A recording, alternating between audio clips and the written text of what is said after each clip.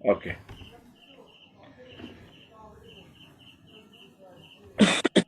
Mangan mediana sanduk saba thoram numit nifu mangani subna Nahasinggi Aphaba Khonjel bu yengbiriba nungsijarba mangan mediagi manung punamapo Professor Christa gi minda ikok nona Nobu Kumar Kaisamna mayam punapo kurumjari mangan media ho samoina ngasigi nimidang ngasida aikoi nimit taraga mathoi chanba numit khangokde matam se sum hauki mangi lambi so sum tenselai tungi lambi ji sanghor pagum tawi nimit tara mathoi ni chupna thoi satharakani haibase koina wasa tawdabadu isorna 11 days koida sorna bibire ngasigi nimidang ngasida yamna nungaiba mikup amma koina phangjai maramdi koigi rakta ikai khumdo matik charbe koigi thogaloi ibungo magi opau sandokloi ekoi nungsi jaraba oja Laban ekoi rakta yaudron leire ngasi nimidang asida oja Laban na ibungo magi opau si Prabhu Yesu Christa lakani haibawa Mangjounana haitupugi matangda ibungo magi wahai paring tumna ikai khumdo matik charaba oja Laban na thambigani hojikti oja Laban matam lobirasi ojana Sorgi bor mayam punamana phangminarasi oja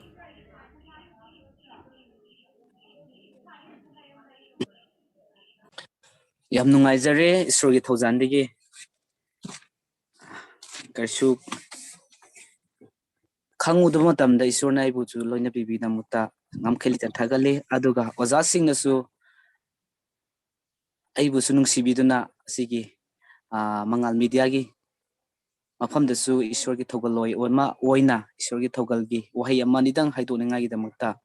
matam phangan bibing tarsu ngamkheli thagasa phongdokjari yaukhraba khudimang pasu isorna hena borpi voishinu habisene khangan janiye aisu khara thabakse chinbaga aise yamna kanna kana tawbusu ngamdre adubu matamsu yam sangna lawjeroi minute 10 dina 15 gi changsitai lotion janaba hi honajage adu pumnamakse haubi aninge damuta ahanbata isurgi wahi matang ai miyam gi mosilaga pajage anisuba Timothy ahum gi 13 se ai miyam gi mahut silaga pajage sastra khuding isurgi sordagi oibane aduga tambibagi damak warapinabagi damak chumthopinabagi damak amasung dharma chenbigi damak takthopinabagi damak kanabani masi aphaba thabak khuding pangthoknaba isurgi mi adu mapung phana thaurang taunabani pathokar waisi sorna borpi voishano isurgi waisi mapung phana ikoi chathaba yaningai damakta ikoi isurda matang ikoi changjaminase sargada leiba mati mangalgi isurna hapu thagajari nahakna asengbu oibigi maramna nahaki nasasingda bor phanganbire maramasina nongmagi aikhogi punsida nahana chakhot halbiratukna nahaki thaugalda hena maipa phangba uba sida nahapu ngam khelitan thagachare adugi mataida prabhu nahaki damakta khaurangjariba amasung thauna leina thololiba oja sing kaya singnasu tawrapa kudingmakta nahana takpi khibagumna ai yawo kudimata maithiba lairoi habagumna ngasidi maipakna nasa singi thaugal tawjaba phangba sigi damak thagaja phongdokjari nahaki nafamda lakpa matamda akiba tujungba karimata leite maramdi nahakti maipaktana lakiba Christa aduni maram aduna prabhu ngasi nahaki nasa singna semkhraba mangal mediana taukraba thauram kudimakta maipakna lakchabi namak thagja phongdokjari ngasigi numit asidasu prabhu nanaina nahaki wahi amanidang haidokatawre nanaiti karisu khangjabasuna jade maram aduna prabhu nahaki thaki oiba wahi madi losing pangal pinabiduna nasana haidokpa kudingmakta taba kudingmakna bor phangjaduna nasa singda hena nahaki thawgal tawbada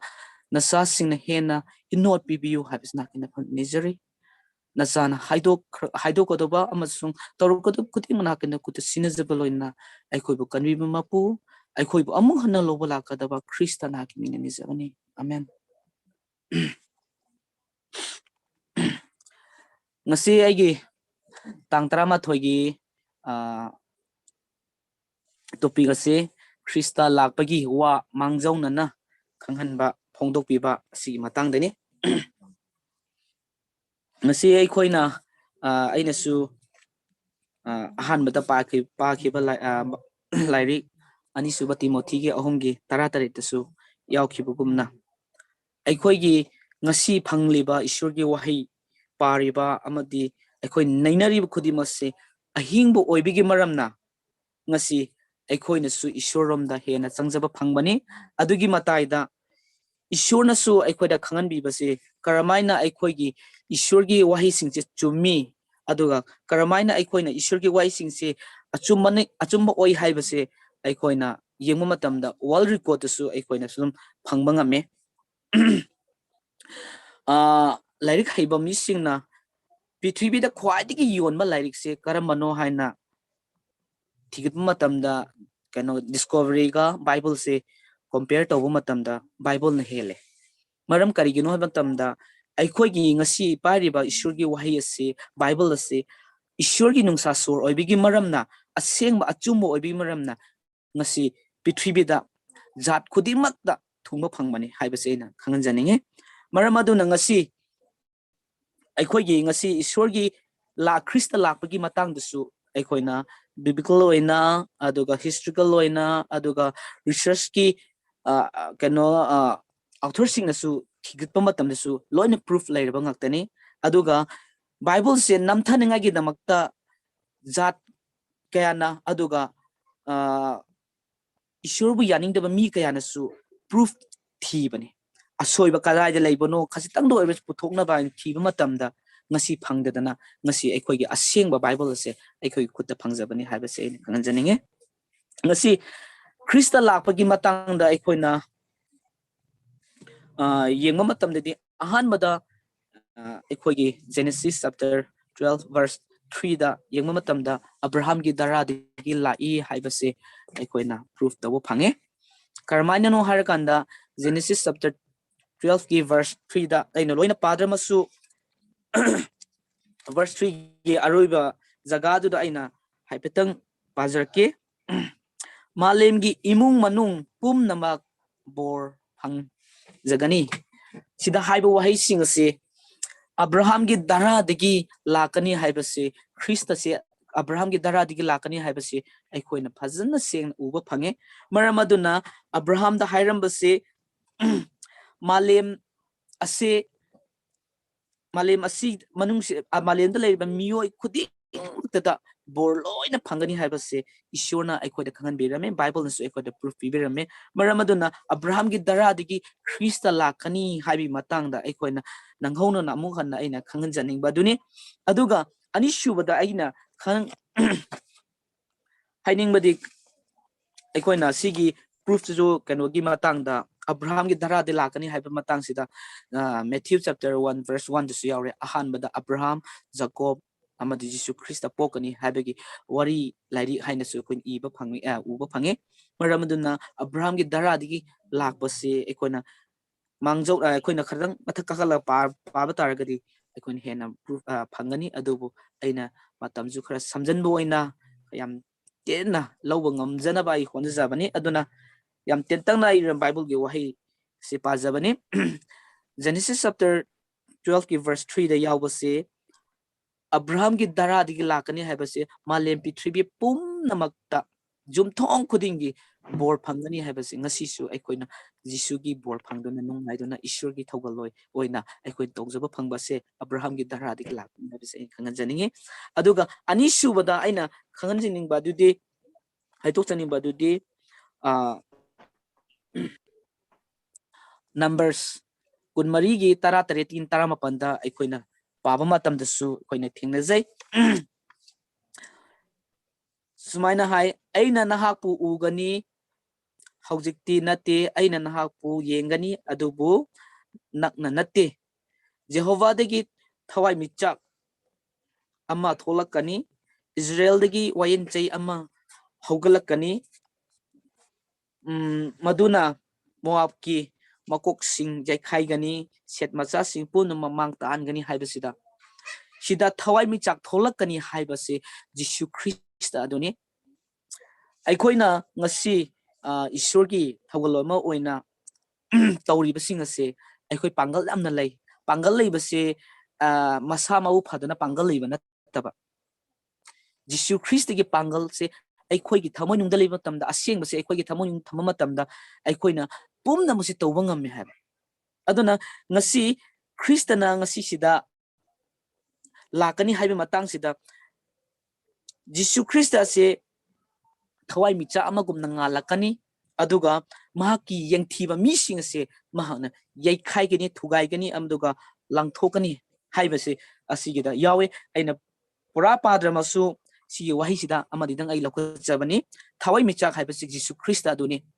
ngasi Jisu Christ na la amdab targadi ngasi aikoi punsida saitan na aikoi bo ubiraga mahaki aning bada Egypt lebakta aikoina wakibugumna aikoi punsi oigadawani adubu Jisuna hairambase ai lakani haibase mahaki wahini kaibele roy hongma naide aduga adumda khaitang soiba taragadi hongma nairagadi si aikoina ningliba ishor sisu aikoina ishorni haibase haibangamo aduna ishorna haiba wahi singa singa sipau kaiba leite aduna achuma ma oiba maramna thawai michagumna ngalakani haibase aikoida khangan berami asise Jacob ki darada lakani haibase aikoida khange aikoina khange Jacob ki daradi gi lakani haibase aikoina khangmang maramna masigi lairik sida sko aikoina su phange masin thiba lairik ki kunmari gi tara tarik tara mapan gi manung su yeng matamda thawai micha amagum na ngalakani aduga wain cheima paigani hogalakani aduga tebong panda leiba phataba singse mahana thugai gani yaikhai gani aduga langthokani haibase masigi wahi side koin thengnaba phangjai aduga ahum subada aina yengjaning badi keno da aikogi thawai micha ama tholakani haibase su koina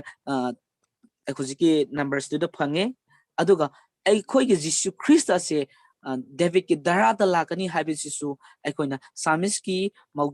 marphuga mapan 89 verse 34 da su thingne karamaina hairam gi har matamda aigi walep na ba aina thugai roi aduga aigi chindigi thoki wasing ase kaidong nung su mangloi haibase Psalmist ki marphuga mapan gi pada kuntraga marida yawi maram maduna ishona haikiba wahi sing ase ngasi David ke daradagi lakani aduga Jacob ke daradagi lakani Abraham ke darada lakani haibase masise karaite proof phange matamda akhoi ngasai ki mathi ki pandup ama pada amada akhoi ne yaw phange aduna asida su khoi yamna clear oina su phange aduga adugi mataida akhoi na Psalmist ki marphuga mapan gi pada kuntraga mari desu yauri base ishor ki wahi walip na ba wasing ase kaidong nung desu thugai roi mana haiki ba wasing ase kaidong nung thugai ba laite aduga chumju chumdana lakle aduga chindegi thoki ba wahi sing ase kaidong nung desu mangloi akhoi miyoi ba khaktana ne akhoi na mangba thoiba aduga soiba leiba adubu ishor ki wahi sina khajitang soiba taramagadi ngasi akhoi ni lingliba ishor ase aikoina ngasi sumana ninglam loi oisu oiramoi aduna maram asina ishorna pikiba wahi sing ase ngasi pok kanam thugaiba leite aduga lokthokpusu leite aduga chumde haibasu leite ngasi India dasu moigi lining da moi ani thoe ishor simin uya ban nate haina thoe mandir ma seme mandir da makoina rang phajana teiraga thong thingjalaga moi ningba thole mi khara lairik lesu haiba mi singdi maram karigino matamda murti na aikogi ishor oigini haibase oidri haibase khangbai maramna aikoi mayamna su khangamba yai kanona dozer na takhairaga samudra langthokpasu aikoi YouTube tasu ado kara yam viral oikhraban yam thengnak jagre koi adu Hindu singna phokta asuki mati mogi makokta ishor se min ubaya banati haibase khangba haurak leba moinisu adu ꯑꯩꯈꯣꯏꯅ ꯉꯁꯤ Jesus Christ ꯑꯁꯤ ꯃꯍꯥꯛꯀꯤ ꯋꯥꯍꯩꯁꯤ ꯑꯆꯨꯝꯕ ꯑꯣꯏꯔꯝꯗꯕ ꯇꯥꯔꯒꯗꯤ ꯑꯩꯈꯣꯏꯁꯨ ꯃꯈꯣꯏꯗꯨꯝꯅ ꯑꯩꯈꯣꯏꯁꯨ ꯀꯪꯉꯥꯎꯅꯔꯝꯒꯅꯦꯕ ꯃꯔꯝꯗꯤ ꯑꯩꯈꯣꯏꯒꯤ ꯏꯁꯣꯔꯁꯦ ꯁꯤ ꯕꯥꯏꯕꯜꯗ ꯆꯨꯝꯗꯕꯅꯤꯅ ꯑꯁꯤ ꯑꯣꯏꯔꯝꯕ ꯌꯥꯏꯗ ꯑꯁꯤ ꯑꯣꯏꯔꯝꯕ ꯌꯥꯏ ꯍꯥꯏꯕꯒꯤ ꯆꯤꯡꯅꯕ ꯋꯥꯈꯜ ꯑꯃ ꯆꯃꯝꯅꯕ ꯊꯣꯛꯂꯛꯀꯅꯤ ꯑꯗꯨꯕꯨ ꯑꯩꯈꯣꯏ ꯉꯁꯤ ꯑꯩꯈꯣꯏꯒꯤ ꯈ꯭ꯔꯤꯁꯇꯤꯌꯟꯁꯤꯡꯗ ꯑꯁꯣꯟꯕ ꯂꯩꯕꯁꯦ ꯀꯔꯤꯅꯣ ꯍꯥꯏꯔꯀꯥꯟꯗ ꯑꯩꯉꯣꯟꯗꯒꯤ ꯆꯤꯡꯅ ꯍꯥꯏꯕ ꯇꯥꯔꯦ ꯈ꯭ꯔꯤꯁꯇꯤꯌꯟꯗ ꯈ꯭ꯋꯥꯏꯗꯒꯤ ꯁꯣꯟꯕꯁꯤ ꯀꯔꯤꯅꯣ ꯍꯥꯏꯔꯀꯥꯟꯗ ꯑꯩꯈꯣꯏ ꯕꯥꯏꯕꯜ ꯄꯥꯕ ꯋꯥꯠꯄꯒꯤ ꯃꯔꯝꯗꯅꯤ ꯗꯥꯎꯠ ꯑꯣꯏꯕ ꯃꯤ ꯈꯔꯅ ꯍꯥꯏꯌꯦ ꯑꯩ ꯏꯁꯣꯔꯁꯦ ꯅꯤꯡꯕ ꯌꯥꯕ ꯅꯤꯡꯉꯝꯃꯕꯅꯤ ꯀꯔꯤꯁꯨ ꯀꯥꯟꯅꯗꯦ ꯍꯥꯏꯕꯁꯦ ꯆꯨꯔꯆꯥꯟꯄꯨꯔꯗ ꯑꯩꯈꯣꯏꯒꯤ ꯆꯨꯔꯆꯥꯟꯄꯨꯔ ꯁꯥꯏꯠꯇ इहान हान क्रिस्टियन से इमा होगी सगैदी अखोगी ममतोन अमा लेरमे माना हाय अइन इहान हान बने हाय अदु मार्क्से हौजी हिंदूदा असुकी मतिक थवाई यावरका लई मरम करिगिनो हम तंदा मखोइना निंगम्बा ईश्वर से करमाइने निंगम गी हम तंदा पोलपित काबा मिसिंगी वही कता तारंबा पास्टर एवांजलिस्ट ना हाय वही कता तारंबा मरमना मखोइना ngasi ईश्वर से फजन खंगदबने प्रूफ ओहिंदबने अदुबु ngasi अखोइनती ईश्वर से करमाइना अचुमनी हाइबम खंगगे हाइम तमदा ngasi अखोइना बाइबल से फजन पाबा तारगदी अखोइना बाइबल दिगी मथंग मथंग अखोइना थिगनरगदी प्रूफ से दुम लेरमे हाइबा अइगी इमानबा मा लइए माखसे इम्फाल दगिनी महाना माखसे बी फार्म लोयरगा हौसिसे महाकी मसागी ओइना फार्मेसी अमा तौरगा नॉर्थ ईस्ट की ओइना बी फार्म की मैनेजर ओइना लइबने हौजि हौजिसे महासे क्रिश्चियन फैमिली द थोलगस मा क्रिश्चियन नते अदो महाना मुंबई दिगी थोललगा ईश्वर की वा ताकथोकपा एवांजलिस्ट पास्टर सिंगसे करमना नमथसिगी हाइबसे मागी प्लान यान अदुना माना अदुकी मतिक माना असुकी मतिक वखल जे खलग लाए लाइक लेसु याम हाई अदुना महाना पास्टर एवांजलिस्ट सिंगसिदा हंगबा मतमदा पास्टर एवांजलिस्ट असोनबा सिंग याम थिनैये करिनो नि मखोय की पास्टर एवांजलिस्ट सिंग जे हाइबा वही सुमा एंगोंदा डायरेक्ट हाई मखोजिति मा क्रिश्चियन ओरे आइगी यामले क्लोज ओइना लै अदुना माना अदुमाइना अहान अदुमाइना हंगी हाई अदुमाना हंगमतमदा बाइबल फजन पाबा का पास्टर थेंगनम तमदि मासि मकोक ngawo जानि मरमदि मा बाइबल खंगदबि मरम मकोक ngawogi मरमना mahna aina ईश्वर निंगबा मीसिंग पास्टर एवांजलिस्ट सिंग क्रिश्चियन सिंग नमखाई gi हाइबसे आइगी आसानी अदुना आई बाइबल पादबा यादि हारका माना बाइबल से मथंग मथंग मथंग पारकम मतमदा महाना करमाइना हाइके मतमदा आई यासन ओइरमी हाय करमाइना नो हाय मतम aina phangam wahang question gi answer do Bible paraga answer phange maram kaigino tam aikhoi gi ngasi pairiba Bible se ishwar gi nungsa sorna kam khiba asengba Bible oibe maram na mang hai Bible se asengba oirame aina pamba wahang amadi pamkhum sing se pumna ma Bible yaurame hai aduna mahsu ngasi Christian da yam fazana lupdana lay yam ishwar gi damot yam thawna layga hojisi tawraga lay aduna ngasi aina haidok chingba se ishwar gi wa se chumam da batargadi kaidong nung da su koi ngasi liba punsi ase liplam loy ha ai khoi su Meitei gi nat chana pathap mayam lairi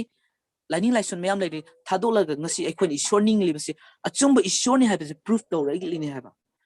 अदुना अखोन ngasi पाबा सोनमगी मरम न ngasi चममनबा Christian सिंगसु थोक्तबा नते ma'am अमा लै आई सामक्सु यामना अमुमुक्सु doubt ओइबा लै अदुना Jacob की दरा दिगी जीसु ख्रिस्ता से लाकनी हाबसे कोई proof तौरे अदुगा अदु मांगजौनसु खंगन बिरे अदुगा ईश्वर से लाकनी हाइबसु मैथ्यू चैप्टर 1 verse 1 दसु फंगे अदुगी मताइदा सामिस चैप्टर 98 verse 34 दसु आइगी वालेम नबसिंग से थुगाइरोय आइन हाइकी वासिंग से लेप्तुना लैगनी अदुगा आइना चिंदगी थोकी वाइसिंगसु कैदोंनंग दसु मांगलोय हाइबसे ईश्वरना हाइतोकी वाइसिंग अदुने जिसु लाकनी हाइबसे महाना पोक्ट्रिंग ममांगदा हाना मांगजौनना अखोइदा खंगन बेरमे aduna si khangal matungda amuka karamaina haike tam Isaiah-gi pandu mapan gi pad tarukta chapter 9 verse 6 ta yema matamda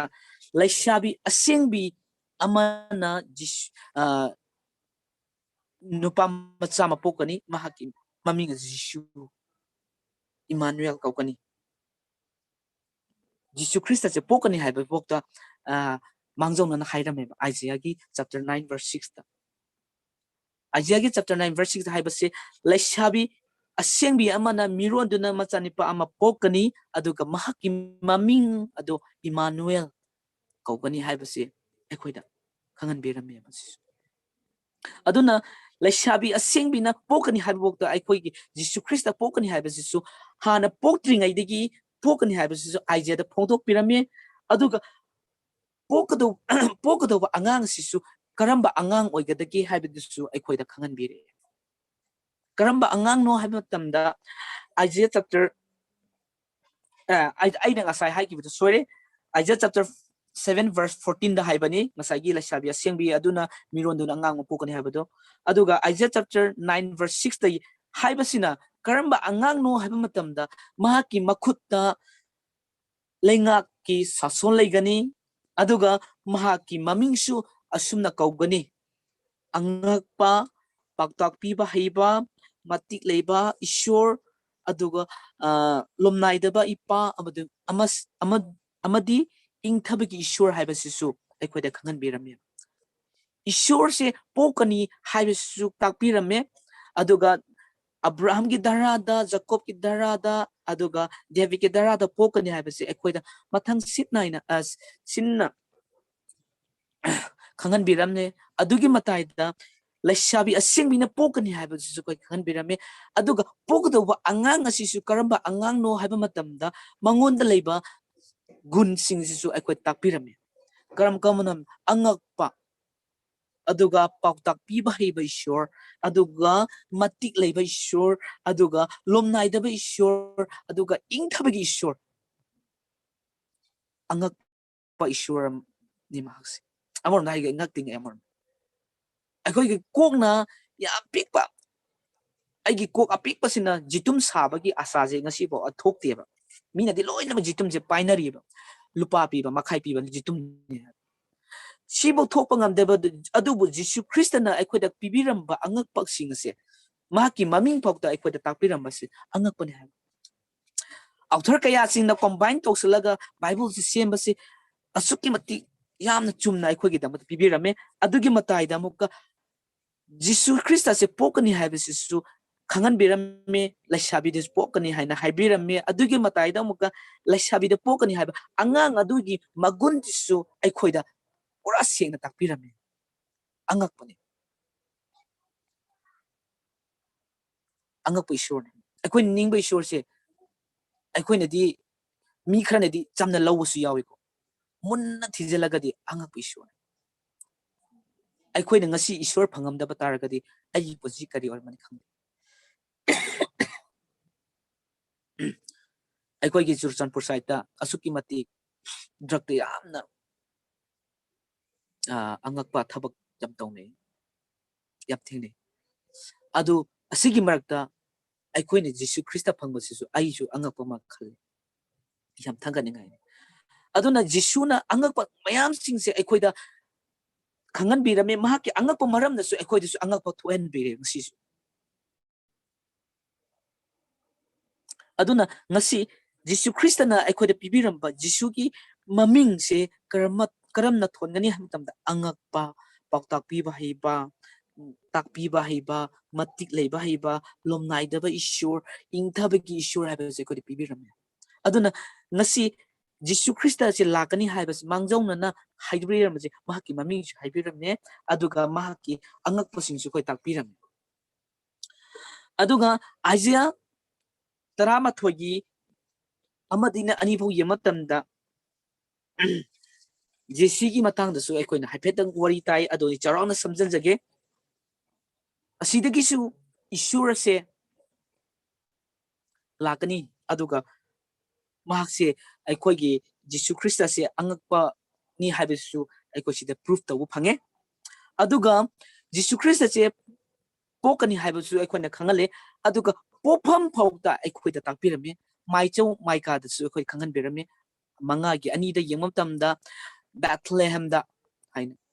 takpirame ai pura pa da su haiphetang ai verse 2 phok pazage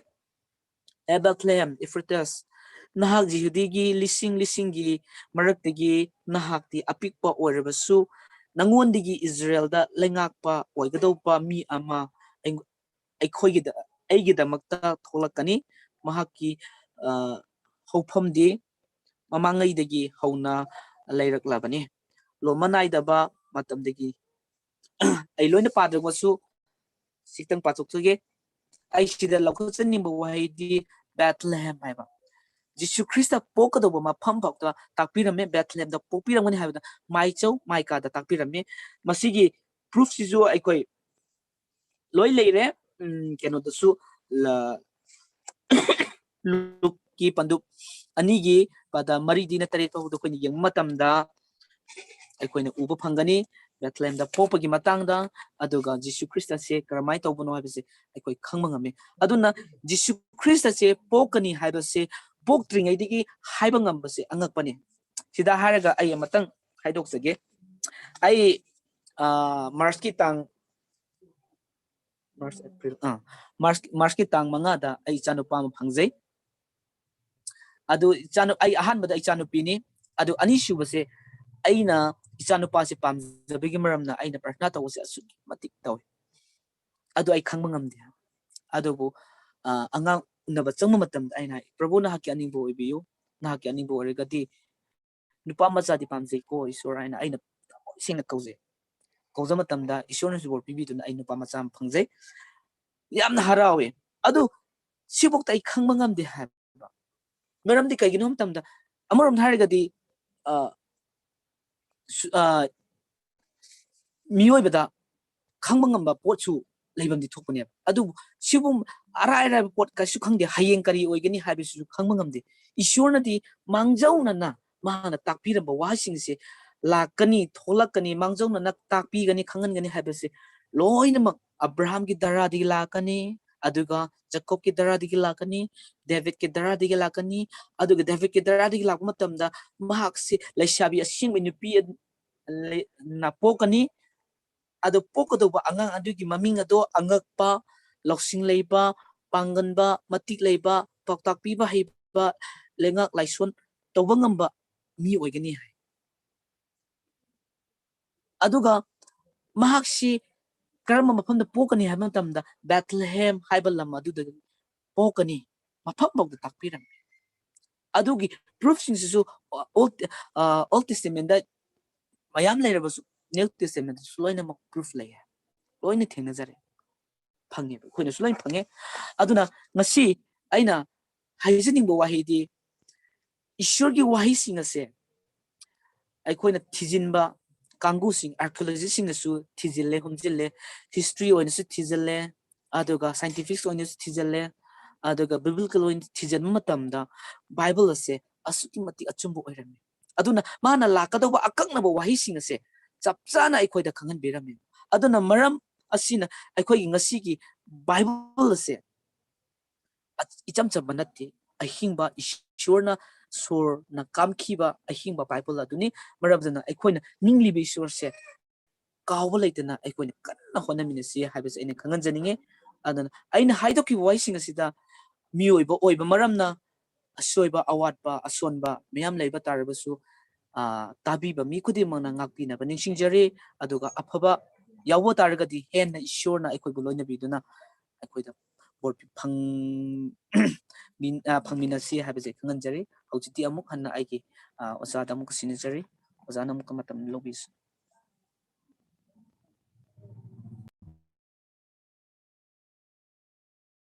Hallelujah, Isru yam thagale haro Phongdokpa yam na tena matamda yam na marik sumba Prabhu Yesu Christa Lakpagi wa Abraham dagi hauraga maisau Mikai matungda New Testament gi ediba writer sing fauna Prabhu Yesu Christa Lakpagi matangda marik sumba wa thambibagi damak Oza Laban bo Shorna bor marang kai na pibi oishu Mangan media na Nahasinggi Wapaogi Khonjel Khonjel nimit 12 chanu phawbada awaba kaya khangbiduna aduga lonana matam kaya mangbiduna mangan media bu thawai tana yingbiri punamakki chawraba lamal lama akoina tonjare punamapu mangan media na thagatpagi aroiba lairaroi mangan media gi laisina khattuna adongi tawbiman bu thagatpada